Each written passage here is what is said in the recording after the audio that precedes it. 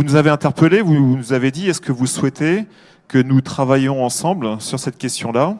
Et j'aimerais que nous partions avant de clore ce conseil, que nous ayons au moins une réponse, en tout cas qu'un maire, en tout cas que je suis, et peut-être aussi d'autres s'associeront à moi, pour dire oui, nous souhaitons travailler avec vous sur cette question-là.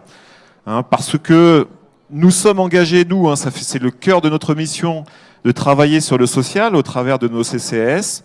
Je tiens à saluer d'ailleurs le travail de nos élus et de nos agents sur ces questions-là. Et dans ce cas, on parle de 300 personnes à la rue, malgré tout. Hein, donc c'est quand même pas une mince affaire, et de 51 enfants scolarisés. Voilà, donc 51 enfants qui sont dans la rue.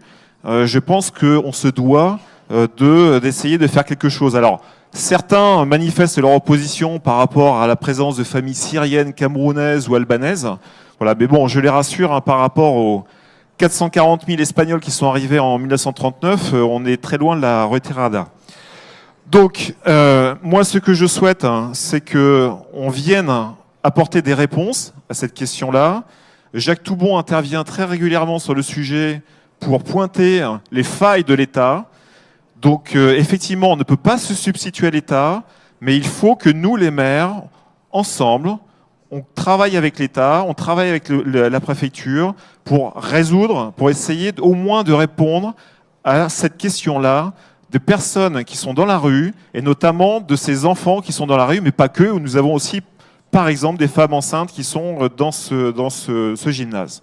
Voilà, donc apporter un message fort auprès de l'État pour respecter tout simplement quoi? La loi de la République, et aussi pour essayer de répondre à cette question au niveau du territoire de la métropole.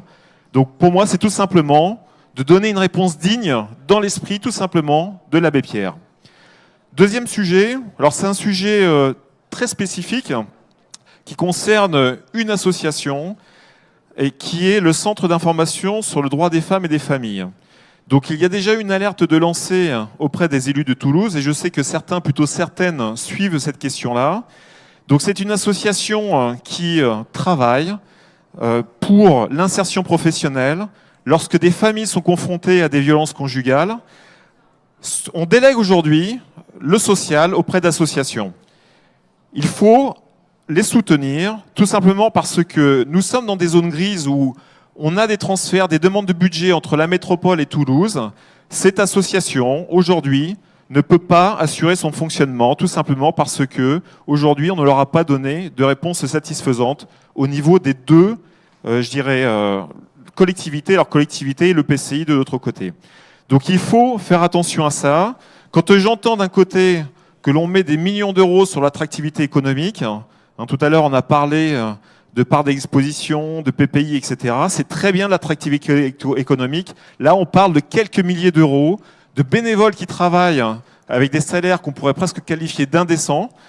Et donc moi j'appelle à la responsabilité de nous les élus, ne mettons pas en difficulté cette association, mais plus généralement les associations qui s'occupent du social, parce que ce sont des actions du concret, c'est des actions qui sont au contact de notre population en difficulté, et donc il faut absolument qu'on apporte une réponse politique à ces enjeux-là. Merci.